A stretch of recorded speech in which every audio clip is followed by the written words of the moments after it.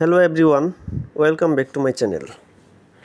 আজকে নিয়ে আসলাম আনকমন একটি রেসিপি, গরুর মাংস বোনা রেসিপি। তো আমি প্রথমেই মাংসগুলো ধুয়ে নিয়েছি, একটা কড়াই নিয়ে নিয়েছি। তারপর দিলাম আমি 1.5 কাপ পরিমাণ সয়াবিন তেল। এরপর দিলাম পরিমাণ মতো পেঁয়াজ, গরম মশলা দিয়ে দেব, আমি আদা বাটা, রসুন বাটা দিয়ে দিলাম, স্বাদ মতো লবণ,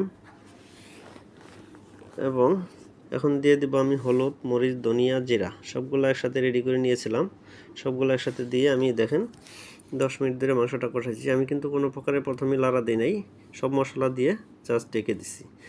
এখন দেখেন আমি কষাইতে শুরু করছি। মাংসর কিন্তু অলরেডি 20 মিনিট হয়ে গেছে।